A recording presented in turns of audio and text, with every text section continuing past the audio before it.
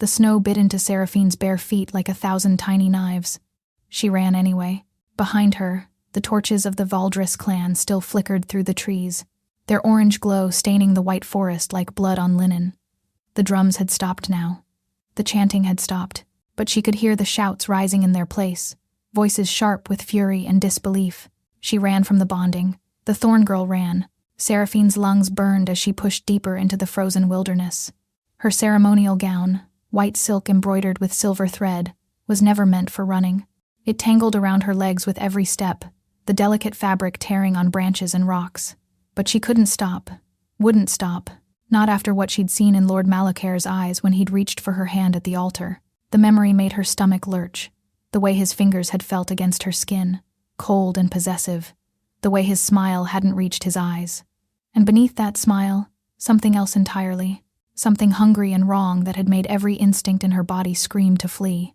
So she had, in front of 300 witnesses, in front of her own mother who had arranged this union, Seraphine had torn her hand from Lord Malakar's grip and run. Now the consequences of that decision were catching up to her with every labored breath. "Find her!" Lord Malakar's voice echoed through the trees, distant but unmistakable. "She belongs to me by right of treaty. Bring her back." Seraphine's heart hammered against her ribs. By right of treaty, as if she were property to be transferred. As if her father's debts and her mother's ambitions gave anyone the right to hand her over to a man whose touch made her skin crawl.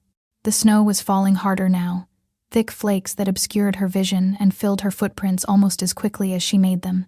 A small mercy, if she could just get far enough. If the storm grew strong enough, they might lose her trail. But then what? She had no food, no proper clothing, no idea where she was going beyond, away. The northern reaches were vast and unforgiving, and the stories about what lurked in these mountains were enough to make grown men bar their doors at sunset. Better to die free than live as his possession. The thought steadied her. Even as the cold began to seep into her bones, she had made her choice. Whatever came next, at least it would be hers. A branch snapped somewhere behind her, too close, and Seraphine pressed herself against a massive pine, holding her breath, listening. Footsteps, more than one set, moving methodically through the forest. "She can't have gone far," a man's voice said. "Not in this storm, not dressed like that. Lord Malakar wants her alive," another responded. He was very specific about that. Seraphine's hand flew to her mouth to stifle the sound that wanted to escape. Alive. The word should have been reassuring. Instead, it filled her with a deeper dread than death ever could. She knew what happened to women who defied men like Lord Malakar. She'd heard the whispers about his previous intended, the one who had tried to break their engagement. They said she'd gone mad. They said she'd locked herself in her chambers and refused to eat. They said she'd thrown herself from the tower rather than wed him. But Seraphine had seen the scars on the maid who'd attended that woman. Long, jagged marks that looked like they'd been made by something with claws. And she suspected the truth was far worse than any whisper. The footsteps were growing closer. She had to move. Seraphine pushed away from the tree and ran again, abandoning any pretense of stealth. Speed was her only hope now. The snow swallowed her up to her calves with each step. Her ceremonial slippers had been lost miles ago, and she could no longer feel her feet at all. Just a little further, just a little more. The ground beneath her suddenly disappeared. Seraphine screamed as she tumbled down the slope, snow and rocks battering her body from every direction. She grasped at branches, at roots, at anything that might slow her fall, but her numb fingers couldn't hold on. She landed hard at the bottom of the ravine, the impact driving the air from her lungs. For a long moment, she could only lie there, staring up at the storm-dark sky. "Get up," she told herself. "Get up or die here." But her body wouldn't cooperate. The cold had stolen too much. Her limbs felt like they belonged to someone else, heavy and distant and refusing to obey. Even the fear that had driven her this far was fading now, replaced by a strange, dangerous warmth. This is how it ends, she thought. Frozen in a ravine, alone in the dark. Tears leaked from the corners of her eyes, freezing almost instantly on her cheeks. She had tried so hard, had come so far, and it wasn't enough. The snow continued to fall, gentle now, covering her in a soft white shroud. Seraphine's eyes began to drift closed, and then she saw it, a light, faint and golden, flickering through the trees at the far end of the ravine. No. She forced her eyes open wider. It could be them, it could be Malakar's men, but the light didn't move like torchlight. It was steady, warm, like something burning in a hearth behind glass windows. A cabin. Seraphine didn't let herself think, didn't let herself hope. She simply gathered every last fragment of strength in her frozen body and began to crawl. The door gave way beneath her weight before she could even knock. Seraphine tumbled across the threshold and onto a rough wooden floor, gasping at the sudden assault of warmth. A fire blazed in a stone hearth, casting dancing shadows across walls, lined with dried herbs and strange symbols she didn't recognize. She tried to push herself up, tried to form words, but her body had finally reached its absolute limit. The world blurred at the edges, sounds becoming distant and muffled. The last thing she saw before consciousness fled was a figure rising from a chair by the fire, tall, broad-shouldered, moving toward her with purpose. Then nothing. Seraphine woke slowly, in pieces. First came the warmth, seeping into her bones like honey. Then came the softness beneath her, furs and blankets piled thick enough to drown in. Then came the awareness that she was not alone. Her eyes flew open. She was lying on a low bed near the hearth, still in her ruined ceremonial gown, though someone had wrapped her in additional blankets and placed heated stones near her feet. The cabin was small but well kept, every surface organized with the precision of someone who valued order. And there, sitting in a worn leather chair by the fire, watching her with eyes the color of a winter storm, was a man. He was perhaps 30, with dark hair that fell past his shoulders, and a face that might have been carved from the mountains themselves, all sharp angles and weathered planes. A beard shadowed his jaw, neatly trimmed. His clothing was simple but well made, dark wool and leather that suited the wilderness around them. There was something wild about him, something that didn't quite fit within four walls, as if he belonged more to the forest outside than to any dwelling made by human hands. But it was his stillness that struck her most. He sat utterly motionless, watching her with an intensity that made her pulse quicken, like a predator deciding whether she was prey or something else entirely. "You're awake." His voice was low and rough, as if he wasn't accustomed to using it. "Good. I was beginning to wonder if you'd make it." Seraphine struggled to sit up. "Where am I? Who are you?" The man didn't answer immediately. Instead, he rose and moved to the hearth, where a kettle hung over the flames. "You're in my home," he said finally, pouring something steaming into a cup. "Roughly 15 miles northeast of where you fled from." He turned to face her, and something flickered in those storm-gray eyes. "The Valdris bonding ceremony, yes?" Seraphine stiffened. "How do you know about that? Sound carries strangely in these mountains." He crossed to her, holding out the cup. "Drink this. It will help with the cold still in your bones." She didn't take it. "You could be one of them, one of Malakar's men, a ghost of something, amusement perhaps, or bitterness," crossed his features. "If I were one of Malakar's men, you would already be on your way back to him. Trust me when I say that man and I are not allies." There was something in his voice when he said Malakar's name, something old and deep and full of edges. Seraphine studied him for a long moment. Her instincts, the same ones that had screamed at her to run from Malakar, were quiet now, watchful, but not alarmed. She took the cup. The liquid inside was bitter but warming, spreading through her chest like sunlight. She drank deeply, not realizing how parched she was until the cup was empty. "What is your name?" she asked. "Kale." He settled back into his chair. "And you are Seraphine Thorne, daughter of the late Lord Aldrich Thorne, whose gambling debts left his family beholden to the Valdris clan." Seraphine's fingers tightened on the cup. "You seem to know a great deal about me." "I know a great deal about many things." His eyes met hers, and for just a moment, something shifted in their depths.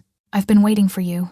The words hung in the air between them, strange and heavy. "Waiting for me?" Seraphine repeated. "That's impossible. I didn't even know I would run until I ran. Not you specifically." Kale's gaze dropped to the fire. "Someone like you. Someone who would flee rather than submit. Someone who would choose death over a life without freedom." He paused. "Someone with the old blood." Seraphine's breath caught. "What do you mean, old blood?" But Kale only shook his head. "You need rest. We can speak more in the morning." "No." Seraphine pushed herself upright. "You don't get to say something like that and then tell me to sleep. What old blood?" For a long moment, Kale was silent. Then he turned to look at her, and Seraphine's breath caught. His eyes had changed. Where storm gray had been a moment ago, now gleamed a burnished gold, bright and inhuman in the firelight. They held her gaze for exactly 3 heartbeats before shifting back to their normal color. "What are you?" she whispered. Kale rose, moving toward the door. "Get some sleep, Seraphine Thorne. You're going to need your strength for what comes next." He stepped outside into the storm, leaving her alone with the fire and her racing thoughts, and the growing certainty that she had escaped one danger only to stumble directly into another. Sleep, despite Kale's instructions, proved impossible. Seraphine lay beneath the pile of furs, staring at the wooden beams of the ceiling, her mind churning through everything that had happened. The ceremony, the flight, the fall, and now this strange man in his isolated cabin, speaking of old blood and waiting as if her arrival had been foretold. His eyes changed. The thought kept circling back. They turned gold. She'd heard stories, of course. Everyone in the northern reaches had. Tales of the Vaeloran, the wolf-blooded ones, who had ruled these mountains long before the Valdris or any other clan had claimed them. But those were just stories, weren't they? Legends told to frighten children and explain away the howls that echoed through the peaks on winter nights. The door creaked open, and Seraphine's body tensed. Kale entered bearing an armful of wood, snow dusting his shoulders and hair. He didn't look at her as he crossed to the hearth and began feeding the fire. "You should be resting," he said without turning. "So should you, I imagine." Seraphine sat up, pulling a fur around her shoulders. "Yet here we both are. I don't require much sleep." He did turn then, and there was something almost like appreciation in his expression. "You're not afraid of me. Should I be? Most people would be." He settled into his chair. "Most people who saw what you saw would have already tried to run again. I'm too tired to run, and I've learned that running doesn't always lead somewhere better." Kale studied her for a long moment. "You're different than I expected. You expected someone who would cower and weep? I expected someone who would ask more questions." "Oh, I have questions. Hundreds of them. But I've also learned that some answers aren't given freely. They have to be earned." Something shifted in Kale's expression, a softening around the edges. "That's a hard lesson for someone your age. I'm 23. Old enough to know that the world rarely gives without taking something in return." The fire crackled between them, filling the silence. Outside, the wind howled against the cabin walls. But within these four walls, there was only warmth and the weight of unspoken things. "You asked about the old blood," Kale said finally. "What do you know of your mother's family?" The question caught her off guard. "My mother was a Valdris by birth. That's why the marriage was arranged, to unite our families again after whatever happened between my grandmother and the clan. No one would ever speak of it. But I know she was exiled. Not a transgression." Kale's voice was quiet. "An awakening." "What do you mean?" "Your grandmother was born with the old blood, Seraphine. The blood of the Vaeloran, dormant for generations in the Valdris line, suddenly burning bright in her veins." He paused. "They couldn't allow that. Couldn't allow one of their own to become something they'd spent centuries trying to destroy." "Destroy?" Seraphine shook her head. "The Vaeloran are just stories. Legends. Legends don't leave claw marks on doors." The words hung in the air. Slowly, Seraphine turned to look at the cabin's entrance. There, scored deep into the wood of the doorframe, were 4 parallel gouges, as if something with claws had raked across the surface. "Those aren't from any animal," she breathed. "No." Kale's voice had dropped lower. "They're mine." Seraphine's gaze snapped back to him. Her heart should have been racing with fear. Instead, it raced with something else entirely, something closer to recognition. "Show me," she said. "Whatever you are, show me." "It's not that simple, because once you see the truth, you can't unsee it." Kyle leaned forward, firelight catching his face. "Because the blood in your veins will recognize the blood in mine, and once that happens, there's no going back." "Going back to what? To being hunted through the snow? To being sold to a man whose touch makes my skin crawl?" Seraphine's voice cracked. "There's nothing for me to go back to." "Ah, is that what you want from me?" The question seemed to strike something in him. For a long moment, Kale was silent, and when he spoke again, his voice was rough. "What I want doesn't matter. It matters to me." The words escaped before she could stop them. Seraphine felt heat rise in her cheeks, but she didn't look away. Something was happening between them, something she didn't fully understand but couldn't deny. Kale rose abruptly, moving toward the door. "The storm is worsening. You should try to sleep. Tomorrow everything changes." "Kale." Seraphine's voice stopped him at the threshold. "You said you've been waiting for someone like me. How long?" He didn't turn around. "Longer than you can imagine," he said quietly. Then he was gone, leaving Seraphine alone with the fire and the growing certainty that whatever waited for her in the morning would change her life forever. Morning came gray and heavy, the storm having spent itself sometime in the night. Seraphine woke to pale light filtering through frost-laced windows and the sound of wood being split outside. She rose carefully. Someone had left fresh clothes folded on the chair beside the bed. Simple garments, a wool dress in deep green and a heavy knitted shawl, clearly meant for a woman. She wondered briefly who they had belonged to. When she stepped outside, the world had transformed. Snow blanketed everything in pristine white, the trees bowing under its weight like supplicants before an altar. Cale stood at the edge of the clearing, shirtless despite the cold, splitting logs with an axe. Sweat gleamed on his shoulders, and Seraphine found herself staring at the way his muscles moved beneath his skin, at the scars that mapped his back like a history written in violence. He knew she was watching. She could tell by the way his shoulders tensed. But he didn't turn around. "You should eat," he said. "There's bread and dried meat inside. We have a long day ahead." "Where are we going?" "Nowhere." He finally turned to face her. "But something is coming to us." She should have let it go. But something in her, something that had been awakening since she'd first seen the gold in his eyes, refused to stay silent. "Show me," she said again. "You said yesterday that seeing the truth would change everything, that my blood would recognize yours." She took a step toward him. "I'm ready." "You're not." "How would you know?" "Because I've seen what happens when the awakening goes wrong." His voice dropped, rough with old pain. "Because I've watched people I cared about tear themselves apart from the inside when their bodies couldn't handle what the old blood demanded." Seraphine stopped moving. "Is that what happened to the woman whose clothes I'm wearing?" She watched Kael's face shudder. "Her name was Alara," he said quietly. "She was my sister." The weight of that single word pressed against Seraphine's chest. "I'm sorry. She came to me the same way you did, running from a bonding she didn't choose, carrying blood she didn't understand. But the Valdris had poisoned her before she ever reached me." "Poisoned?" "There's a substance. Moonsbane, they call it. It suppresses the old blood, keeps it dormant. The Valdris have been putting it in their wells for generations." His eyes found hers. "Your grandmother wasn't exiled for awakening, Seraphine. She was exiled because she stopped drinking the water. Every meal she'd eaten in that estate, every cup she'd drunk. They've been drugging their own people for centuries." Alara had too much moonsbane in her system when her awakening began. Her body tried to change, but the poison fought it. He stopped, swallowing hard. It destroyed her from within. Seraphine's hand found her stomach. "Am I poisoned too?" "I don't know. You've been away from their wells for 2 days now. If the moonsbane is clearing from your blood, you might feel strange, heightened, like something inside you is waking up." Seraphine's pulse quickened. Because yes, she had been feeling exactly that. The way colors seemed brighter this morning. The way she could smell the pine sap and wood smoke and something wild and warm that she was beginning to realize was him. "It's starting," she whispered. Kael's hand rose, hovering near her cheek. "May I?" She nodded. His fingers brushed her jaw, and the world exploded. Seraphine gasped as sensation flooded through her. She could feel his heartbeat as if it were her own, steady and strong and achingly familiar. She could sense his emotions, the longing he'd been hiding beneath that careful distance, the hope he'd been afraid to feel, the fierce protective instinct that rose in him like a tide whenever he looked at her. And beneath it all, she felt something ancient and vast, recognizing its counterpart in her.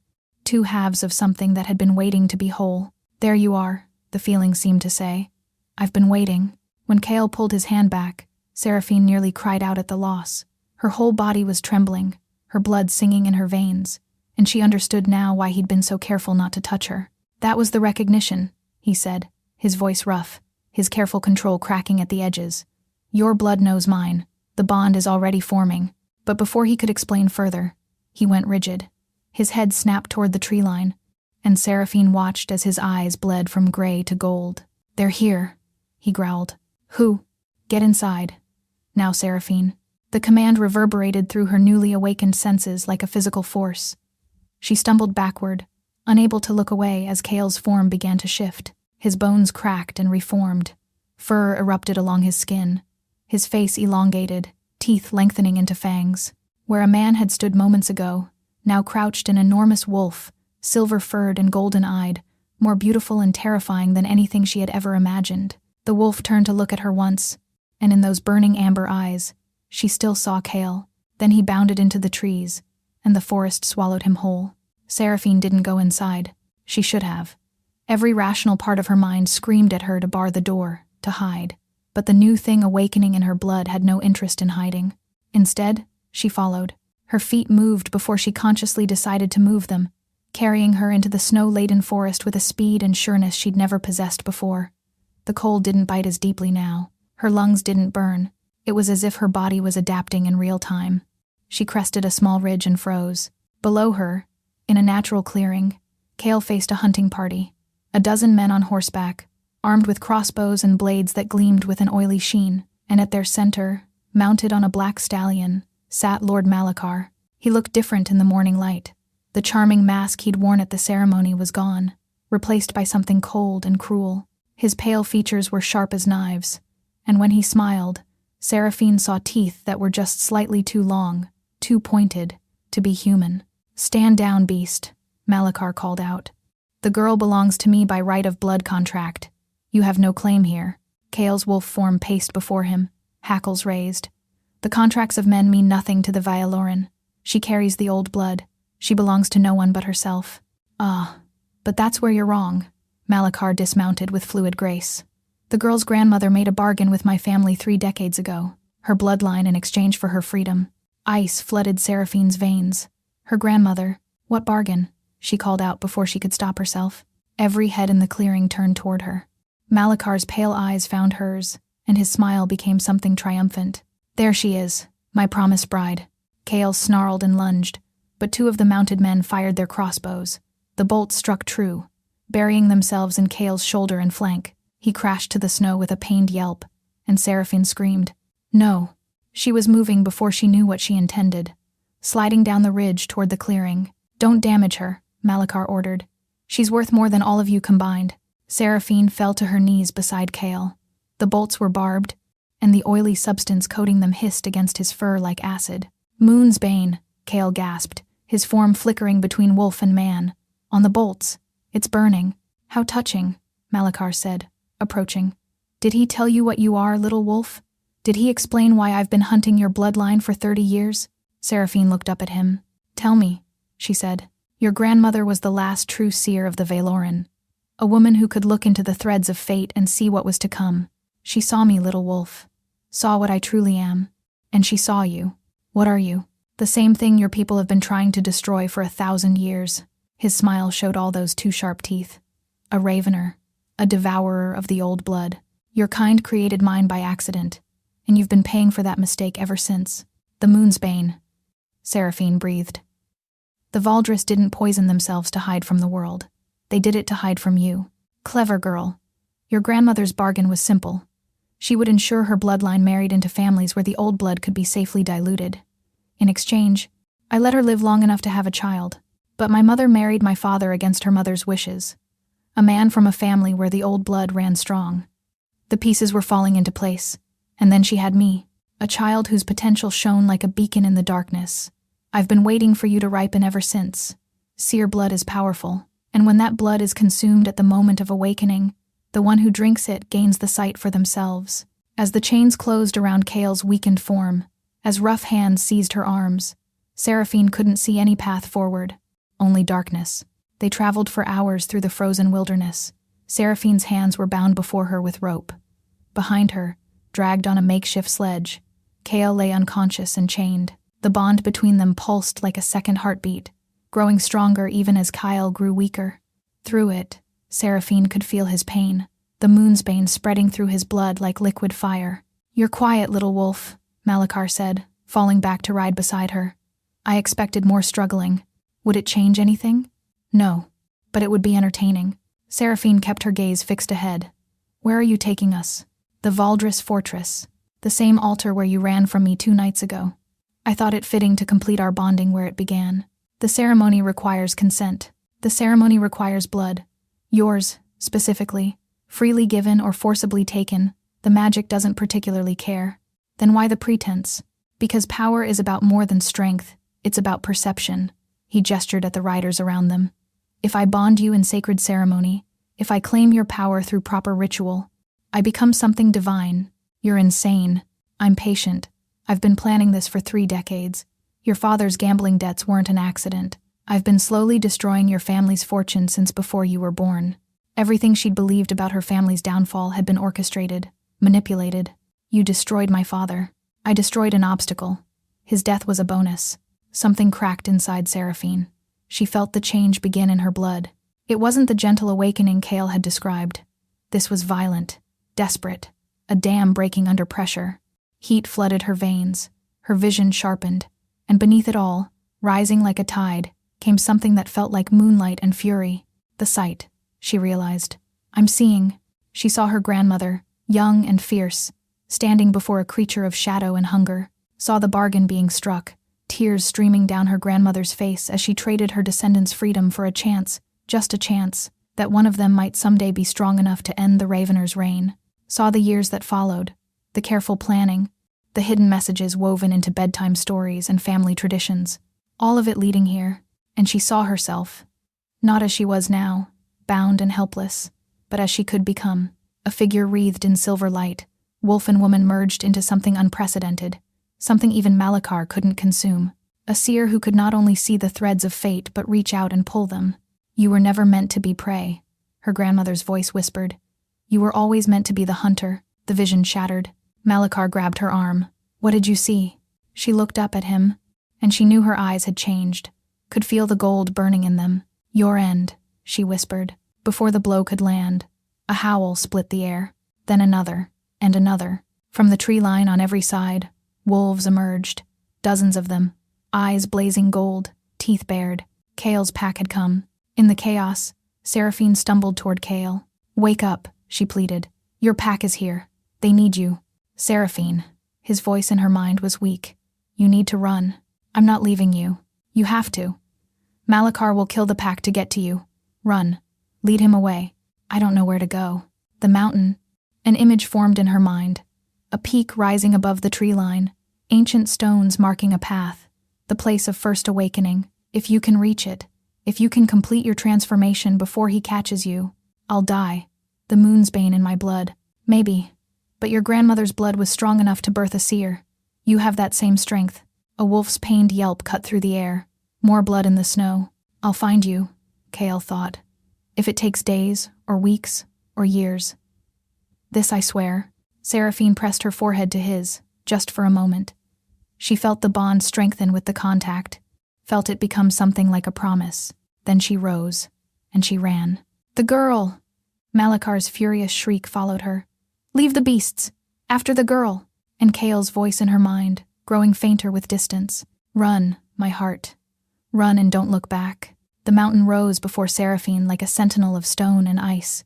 Her legs burned with exhaustion, but she didn't slow down. Behind her, closer than she wanted to admit, she could hear Malakar's pursuit. Kale. She reached through the bond. Can you hear me? Nothing. The connection was now barely a whisper, stretched thin by distance. Please don't be dead. The ancient stones Kale had shown her in the vision began to appear, half buried in snow, carved with symbols that made her blood hum with recognition. She was close. Pain exploded through her body. Seraphine collapsed into the snow, a scream tearing from her throat as every muscle seized. The moon's bane was fighting her awakening, just as it had fought Kale's sister. No, she clawed at the frozen ground. I will not die here. But her body was betraying her. The poison and the power warred inside her, tearing her apart from within. Her vision fractured, glimpses of possible futures flickering past. In one, she saw herself lying still in the snow, Malakar standing over her with triumph. In another, she saw fire and destruction, wolves howling in victory. In a third, she saw Kale, human and whole, reaching for her. Choose, something whispered. Choose what you will become. I choose to live, Seraphine gasped aloud. I choose to fight. Instead of fighting the change, she surrendered to it. Take me, she thought to the power rising within her. Whatever I have to become, whatever it costs. The world went white.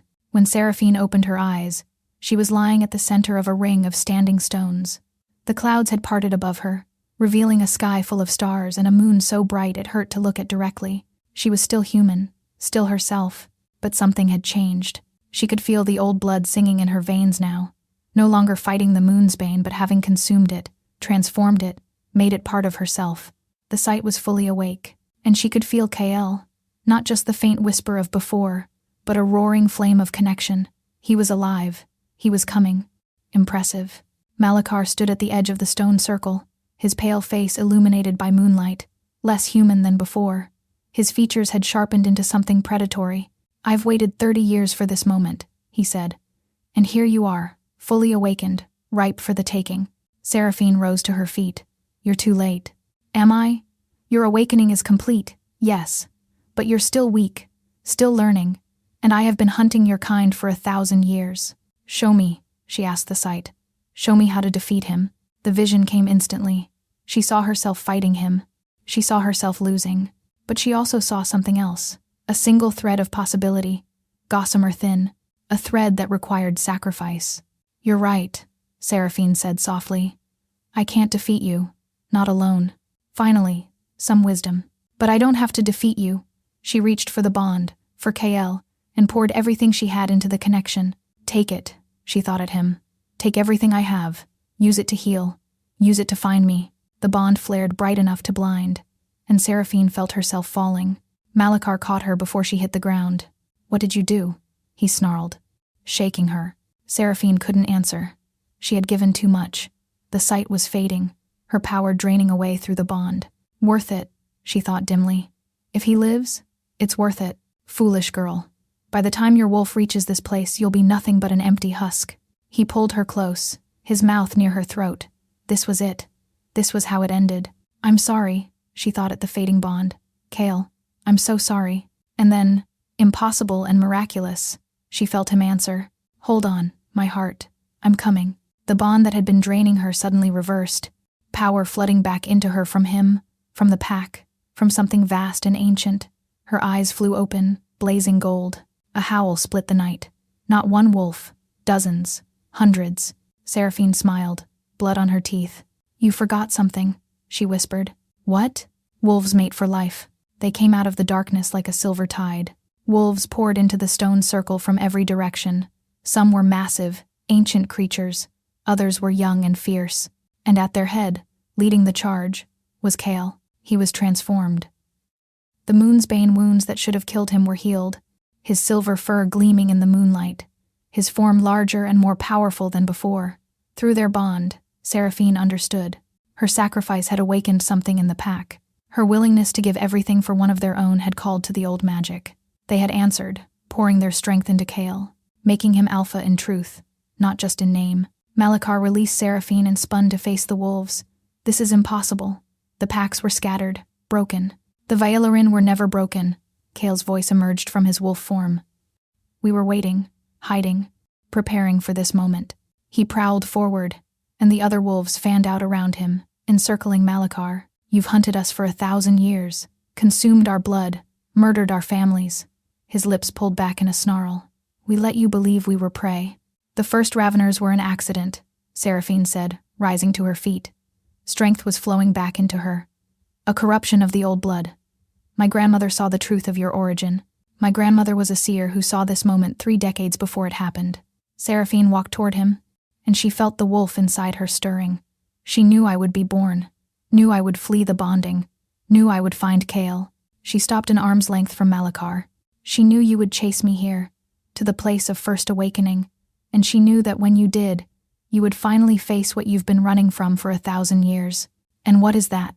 Judgment. Seraphine let go. The transformation took her like a wave, like a song, like coming home after a lifetime of wandering in darkness. Her bones shifted and reformed with pain that was almost pleasure, her body finally becoming what it had always been meant to be. Fur erupted along her skin, silver white and gleaming like moonlight made solid. Her senses exploded outward until she could feel everything. Every wolf in the circle, every heartbeat, every breath of wind, every thread of fate converging on this single moment. When it was complete, she stood before Malakar as something new, not just wolf, not just seer, something that had never existed before, a bridge between what was and what could be, between the seeing and the doing. Her grandmother had glimpsed the future. Seraphine could shape it. Together, she thought at Kale. Together, he agreed. They moved as one. Malakar was fast, was ancient, and was everything the stories had warned about. His movements were a blur of shadow and hunger, claws that could rend steel, teeth that had ended countless lives over 1,000 years of predation. But he was also alone, cut off from the twisted magic that had sustained him. The standing stones sang with power that rejected his very existence. Ancient wards awakening for the first time in centuries. He fought. Of course he fought. A millennium of being the hunter didn't end quietly. His claws found flesh, his teeth drew blood, and more than one wolf fell before his fury. Seraphine felt each death through the pack bond, felt the pain and sacrifice of wolves who gave their lives to bring down a monster. But for every wound he inflicted, 10 more answered. For every wolf that fell, 3 more took its place. And through it all, Seraphine and Kale worked together, their bond allowing them to move in perfect synchronization, anticipating each other's attacks, covering each other's weaknesses, 2 hearts beating as one, 2 souls joined in purpose. Finally, it was Seraphine who saw the opening, a split-second gap in Malakar's defense, visible only to her awakened sight. Now, she thought. Kale lunged low. Seraphine lunged high. Their teeth met in Malakar's throat. The Ravener's scream echoed off the mountain peaks, high and terrible and mercifully brief. Ancient blood spilled across the sacred stones. The body crumbled, dissolved, and became nothing but ash and memory. 1,000 years of hunger ended in a single moment. Dawn found them still in the stone circle, surrounded by their pack. Seraphine had shifted back to human form, wrapped in a cloak. Kale sat beside her, human again as well, his hand clasped tightly in hers. "Your grandmother," Kale said finally. "She planned all of this. She saw all of this. Whether she planned it or simply positioned the pieces and hoped, I don't know.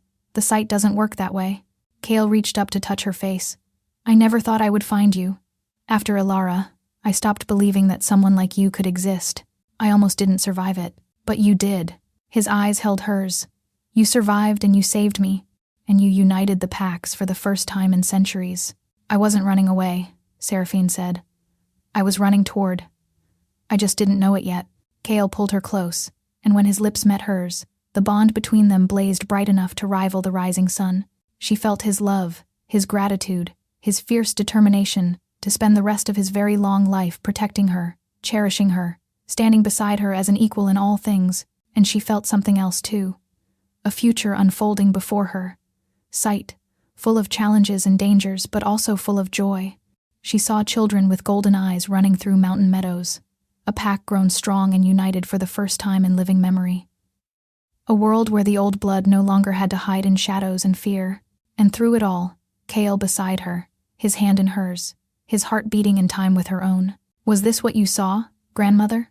she wondered silently. "Was this the ending you hoped for when you made your bargain all those years ago?"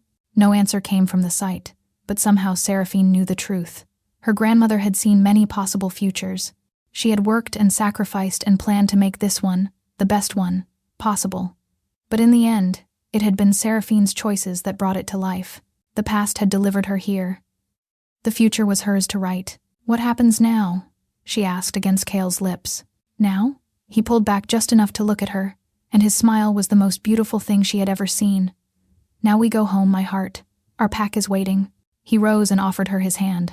Around them, the wolves began to stir, ready to follow their alpha and his mate wherever they led. Seraphine took his hand and stood.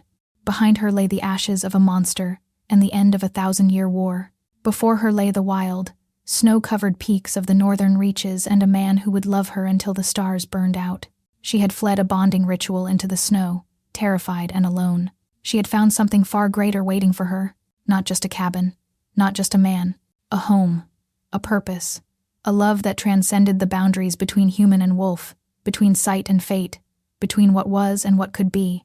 Seraphine smiled, squeezed Kale's hand, and together they walked into the dawn. Thank you so much for listening. I hope you enjoyed the story. Big thank you to everyone who's following. Your support truly means the world to me.